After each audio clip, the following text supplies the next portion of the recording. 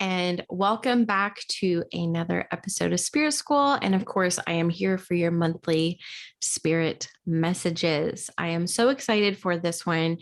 As I'm feeling into what Spirit was wanting me to bring through, I do feel that this also came through last year at the same time. Now, keep in mind, I don't remember what I said last month, but for some reason, there's this like essence of familiarity around what I'm going to be bringing through. It is actually something that I personally experienced last year. And therefore, I do believe that it would have come through in spirit messages. But I also have a lot of new listeners now. So for those of you who are drawn to listen to this spirit messages this month, and you have heard some of these philosophies before, then you need this refresher and you've simply forgotten some of the lessons that spirit brought us last year.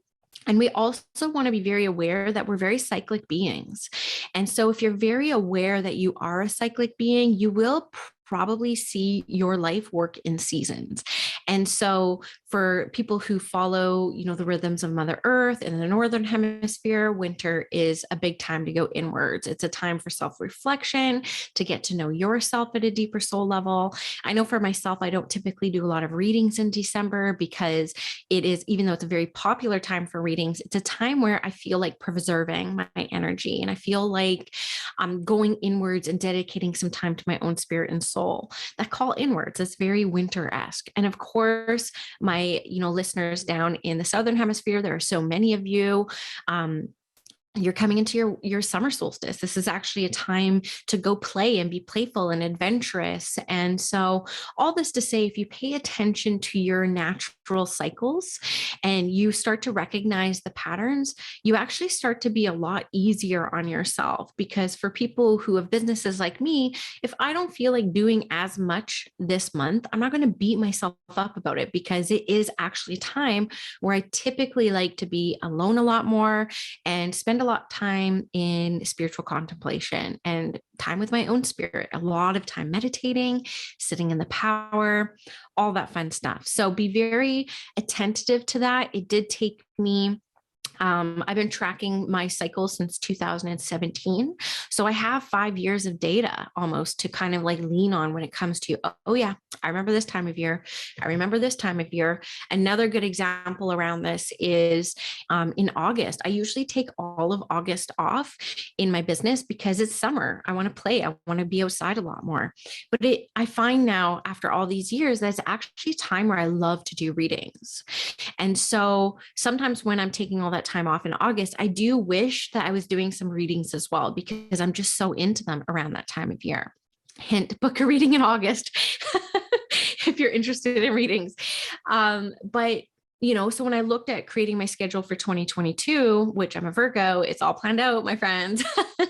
I actually am going to be working all of August and taking September off, because September is when my kids go back to school and things are a little bit crazier. And it's like the real change of those seasons. It's like mourning the loss of summer in the Northern Hemisphere and, welcoming in the fall and releasing things, et cetera, et cetera. So being very aware of my personal cycles year after year, I'm able to make decisions that help me live more in alignment with these cycles. Now, this is one of the benefits of being an entrepreneur, that I can pick my hours and I can pick my schedules. And I understand that that is not the case for every single person in every single career. But I will say, for people out there, and I know that there's a lot of you who are building your confidence in your abilities, you're building your purpose behind your abilities, and you may be doing this part-time, you can still pay attention to these cycles and you can still honor them. I had these exact same experiences when I was doing this part-time as well. So it's never too late and it's never too early to look at your cycles. I didn't think that this was going to be part of the spirit messages, but apparently it is. So yeah, just being aware. Awareness is always the first step. You don't have to take action steps, and you can tweak as the years go along. But I will say pretty consistently, even though I'm aware of it, they seem to sneak up on me. I remember thinking last week, I was like, wow, we're coming into December. And I still have so much energy. I still have so many things I want to do. But just today, it's November 30th. And I'm like, wow, I think I overcommitted in December. Look at that. And so I scaled back a little bit where I could, and to create a little bit more space for myself within December. So it's not too late, right? We can always course correct as we move along. Now, if you're living the 9 to 5 life, nothing against that at all. I actually enjoyed a lot of aspects of that life myself. It doesn't mean you can't recognize, become aware, and honor your natural cycles, even within those spaces. Okay. So there's that aspect of it. Now, the big chunk of what Spirit was wanting me to share this month when it comes into looking into December, and it does actually have to do with a lot of that introverted, introspective space and inquiries, is around this inquiry of who am I? Now, if you're in spirit school, you're following along with a pen and paper, write that down at the top of the page. Who am I? And the funny thing is that I do a lot of mentoring in my practice. And this has been a theme that has come up time and time again with my clients in this past month. And that's how come I know it's coming up for December as well, because I'm looking at the cycles my clients are in. I'm realizing, wow, I was just here last year. I was even going to record this episode 2 hours ago, but Spirit very clearly said, nope, do it after Taylor's session. You got to talk to Taylor. And this came up again in Taylor's session as well. So I know that this is something a lot more of you are going through, because I've seen it with a lot of my clients in this month. And the reality is, we're typically walking around life trying to be what other people think we are, or we're trying to assess, how does this person expect me to show up? Like, how does this person expect me to be? And we're constantly trying to live up to other people's expectations of us. And not only that, but we're very unclear actually what other people's expectations are of us. We're typically walking around presuming what people think we're like, or what they want to hear from us. That's something that's very deep and personal for me. When I first opened up my social media account in 2017, I didn't know what to post, because I didn't know what people expected to hear from a very new medium. And for some reason, I had this idea that people expected me to be a lot wiser than I was. Basically, everything was, beyond what I was at this very moment, not feeling good enough in that very moment. And this is very relative to the message, because a lot of us are also walking around not feeling good enough and not feeling enough at all, because we're constantly trying to live up to expectations and perceived expectations that other people have on us. And a lot of us are doing this subconsciously, right? A lot of us are not walking around just trying to overgive and trying to, live up to people's expectations. It's actually very subconscious. And it goes back to even how we had to show up around our parents, right? Like, what was the safest way to approach being in this household? So I got what I wanted. So I got nothing but yeses from them, so that I kept them happy. So my life was easier. So a lot of this kind of comes from the way that we were raised as well for many of us. But one thing that I've seen come up a lot too is people constantly inquiring within themselves, like, what do I do next? What makes sense? And I'm using this from like more of a business lens here, because I have a lot of clients who mentor me into building their own spiritual practices. And it's like, well, I feel like I should charge this much because so-and-so charges this much. Or I feel like I should charge this much because, it doesn't really make me that nervous, or it does make me very nervous. And we're constantly even trying to price ourselves based off of what we think and presume other people expect to pay, or other people are willing to pay. Now, I'm just using this as an example to the overall message that's going to be coming through. I promise you, because it's all centered around who am I? Right? So one of the things that Spirit has made me aware of now for about 2 years is, like, we're in this almost like cosmic dance. We're in this dance with consciousness where we constantly forget who we are, and then we remember who we are. So it's like this consciousness dance for people like us who are on this light working path, and we're very curious and evolving as humans and evolving as spirits and souls, where we'll forget who we are and then we remember who we are. And it was beautiful a couple of years ago when I was doing a lot of research on near-death experiences, because I was very curious about the journey home and what people experience when they're at home. Spirit, to me, doesn't talk very much about the home side. That's not what my body of work is about, but I was very curious about it. And I remember reading different near-death experience accounts where people say they go to this place where they realize that they were perfect. and that everything was perfect. And I'm not using perfect as like this human, unachievable measuring stick. It's different than that. This is like divine perfection. It's divine perfection. It's the fact that we are souls that are just perfect because we are. We actually don't have to do anything to prove to ourselves that we're good enough to exist and be, because it's absolute perfection. And this was the constant message that I kept hearing from people who transitioned to the other side and became one with the oneness, with the wholeness, and a lot of the lessons that they bring back. You know, Anita Morgiano, Dying to Be Me, fantastic book. If you haven't read that, she talks a lot about this, about how she was able to feel perfect in that moment, just being yourself. And people who come back from near-death experiences, not everyone, but the majority of the cases, live very fearless and courageous lives because they realize everything that held them back from living a very courageous life was actually just trying to live up to other people's expectations and impossible expectations of self. So if we're all walking around with this fear, we're all just trying to be good enough for all the people around us, when the real spiritual growth happens when we feel good enough for us. When we feel good enough for us. So if we're walking around only feeling good when somebody pays us for our gifts, or, you know, people hire us, or we get validated from a client through a testimonial, or we hear a yes in a reading, this is called conditional power. We only feel powerful, we only feel worthy when an external source is validating us.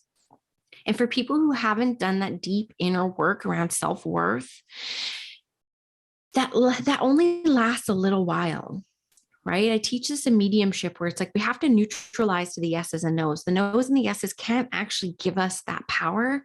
We have to have that power from within.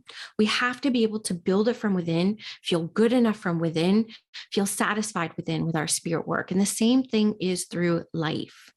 If we're only feeling valued and we're only feeling good enough if we're getting raises or promotions or just like, you know, kudos. My son, I always say his love language is praise. He only really behaves when he's being praised or in a situation of praise. So of course he's only 5. We're working on this with him to always feel good enough with his own validation, right? And I feel like that's the journey that we're on for so many of us, especially the ones who will be drawn to listen to the Spirit's messages today. Because what Spirit brings us through this self-inquiry of who am I? And this was last year when I was being rocked constantly by comments other people were giving me or not giving me. I would lose my power very, very quickly because I was trying to prove to everyone that I was worthy of being full-time, of being busy, of like having success. And when Spirit last year had me go into this month-long inquiry, which I believe was December, around who am I? And any spare moment I got with myself, anytime I had enough space to berate myself about something I'm not or haven't done, I actually had time to actually inquire about who am I? And I went through this month-long journey when I was already naturally feeling like going inwards with this one inquiry of who am I? Who am I? Who am I? And I'm not going to share the whole journey with you because I want you to be pleasantly surprised if you do take this mission on this month, this inquiry of who am I? But I will tell you that if you know who you are from the inside, not a whole lot can rock you. No criticism, no unmet expectations others have placed on you or you perceive have placed on you, someone challenging your ideas, somebody questioning your price. If you know who you are from the inside, you'll be unstoppable. And this is what Spirit really wants us to inquire about this month as we move into December. If you're somebody who spends a lot of time in your mind, and that's not everybody. So again, I'm not trying to talk to everybody through these Spirit messages. You have the time to ask the world of Spirit and ask your own soul, who am I? And I think that the realizations that come to you will be very dramatic in your life, and they will make big shifts for you when it comes to what comes for you in 2022 and what you're trying to create in your life. Okay, trust me on that. And I want to hear how that goes for you. So one of the things that you may encounter as you start to discover who you truly are, which is unconditional love. A little bit of a hint there, and good enough for every spiritual being who surrounds us, including the aspirers, the guides, the ancestors, the angels. We're so enough. It's not even funny. It makes me question why we fall asleep in this human experience and we forget who we are. But I will tell you that there's no real magic that can compare to rediscovering who you are. You know, they have that saying around the dichotomy of like, there's no light without darkness. There's no joy without sorrow.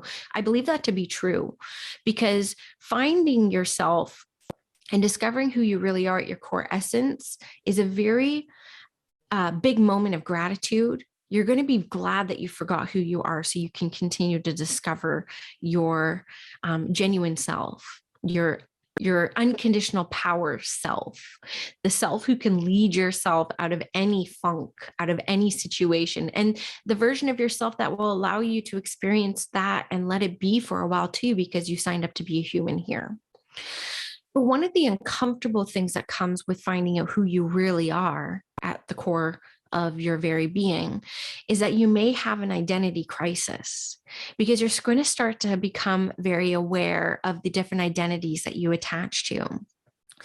I remember last year when I went through these inquiries, I very much, hung to, I'm a medium, but the demand for my mentoring and my teaching way overpassed the demand for a spiritual reading. And I had trouble with that identity, because I discovered through the inquiry of who am I is I'm here to teach. I'm here to share. I didn't go through all this for nothing. I came to teach others based off of my embodied life experiences, my experience as a developing medium. And so I had to loosen my grip around that idea of being Squamish medium and being just a medium and having that one trick, because it's what I was known for. And for the 5 years prior to me, really stepping into that teaching role, it was really hard to let go of that identity. There were other aspects of my identity and my egoic needs that melted away as I went into the discovery of who I am. Who am I? And so for some of you, it may be uncomfortable, and there actually may be a little bit of a loss. There may be like a little bit of grief that comes up when you find out who your true essence is and the different masks that you can let go of.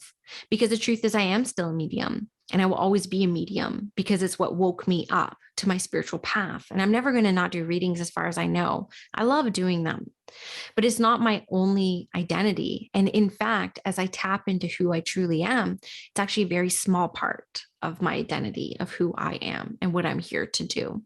So don't be surprised if you get challenged through this message from Spirit that you're going to have to let go of some pieces of your identity that you really relied on to make you feel worthy and valued and powerful, because you don't need it. Because what's coming is the true personal power, the solar plexus. When you know who you are, I always feel like the soul, the seat of the soul, resides between the heart and the solar plexus space. They don't really have anything to do with the chakras, but I'm just using that as a kind of guide where I feel my soul sits within, and my soul and spirit sits within my human experience. And it is solar plexus and heart area. So what Spirit shows me is through this inquiry, you're going to have a bit of grief and loss over some pieces of identity of who you are. That could be a worker bee, could be a mom, could be a good wife, could be the one who's always dependable and relied upon, yet your soul is saying that's not actually who you are. You are somebody who craves space. You're somebody who craves a lot of alone time to contemplate. You're going to have to let go of those aspects of yourself that made you feel valuable and valued. But then you're going to achieve that personal power after that, because you're actually going to start feeling a bit more whole. You're not going to become completely whole. That's always the goal. I don't know if we achieve that in these lives. I'll let you know in my next one, if I remember. But this could be uncomfortable for some people. You don't do this deep inner work. You don't sign up. You're not drawn to a podcast called Spirit School by somebody who is a medium, right? And a mentor without going through some uncomfortable shifts. And what Spirit's making me very aware is that this deep inner work that is a germination period. This is the period where the seed starts to break, right? That shell is a protection.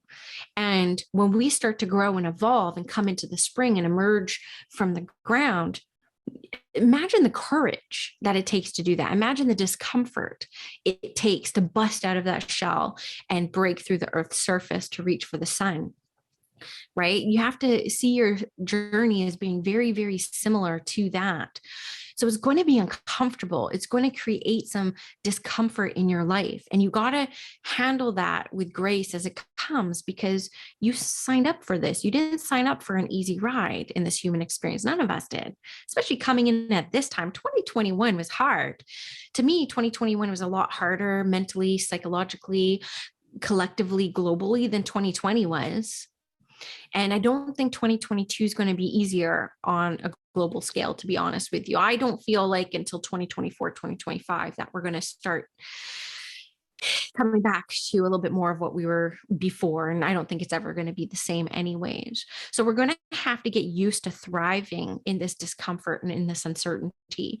And I feel very much the spirit messages the spirit's bringing us for December is helping us prepare a lot more for that.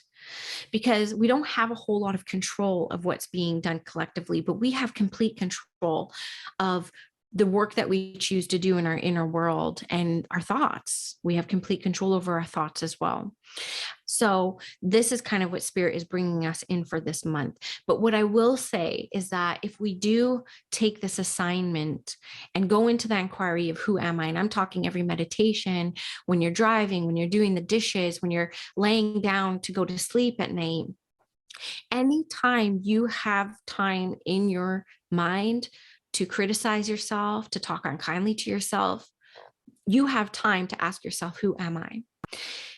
And I very much believe that by the end of this month, if you ask yourself that multiple times a day and even take some intentional space a couple times a week to sit down with that inquiry, I know that the guides and the angels are going to be bringing you a lot of awareness and a lot of epiphanies. And what happens on the other side of this really deep and rich work is accelerated motion forward. Some people might call this quantum leaps. And I promise you that the discomfort that you may feel this month doing this deep work, you wouldn't trade for anything in the world when you get to where you're going. There's a saying one of my mentors says, Melanie Ann Lear, she's like, you're going to wonder how you do it until you wonder how you did it. And that couldn't be more true. I wondered how I could make a living doing mediumship full time.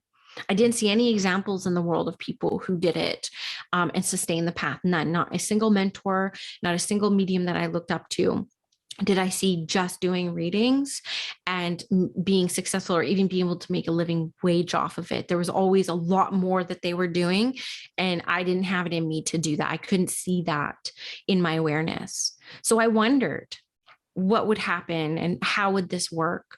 I had no clear plan and I had no idea, but I did it anyways because the flip side was not good. And it was worth it for me to take a chance and just wonder how it would work.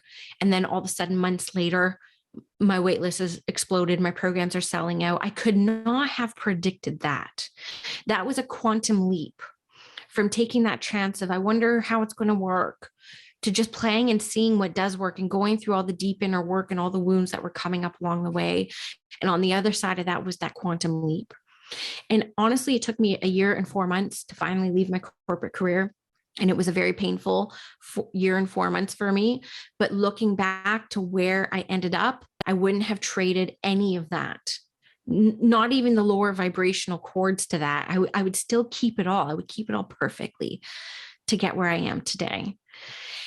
And so just trust that what we talk about here and where the spirit brings me, the outcome of this, if you do take this assignment on, is a quantum leap forward. And so as much as this might be an uncomfortable month for a lot of you, the rewards that you'll get at a spiritual level will be very deep and very rich and very rewarding. So look at all that this month. It's very deep. It's very, I feel excited about it though, to be honest with you. I don't shy away from this deep type of work. I mean, I'm a Scorpio rising, so like, I love it. Scorpio season is my favorite season. It was so uncomfortable this year. So many changes. I was challenged so many times in that season, and I wouldn't trade any of it for the clarity I have now and where I'm going forward. So, if I could be a walking lesson for you that it's worth pursuing this path and it's worth steaming forward despite the uncertainties and despite some of the fears that you have come up, which again are really just the potential of unmet expectations, which is what we're trying to heal this month through the inquiry of who am I, then, what are we doing? What are we doing here? So I don't attract people to my energy or to my body of work who are not prepared for these changes. So just know that if you are listening to this, it is for you, because not everyone listens to this, and even regular listeners will probably forget to tune in, or they just won't even see that this podcast was released and they won't get it because the message won't land for them. And I know it's going to land for the people who are attracted and drawn to listen to this. So I wish you the healthiest and happiest December ahead and holiday season. The only thing I really have this month, if you were keen on working with me, is the Desire Masterclass, which is a 3-hour masterclass I'm doing with the Luscious Hustle, who are my soul sisters in business and spiritual entrepreneurship. And we're going to be getting really clear on what we want to bring in 2022. And if you're listening to this on December 1st, $111 off up until Saturday, the 4th or 5th, the eclipse Sag moon. So just a few days left. I'll drop the link down below, but I'm going to teach you how to use your spirit guides and your spirit helpers to help you bring to fruition a lot of the dreams that you have. A lot of the success I have today is because I've listened to the guidance of my spirit team and I trust who they bring into my energy. And a lot of us are sitting here thinking we have to do it all alone.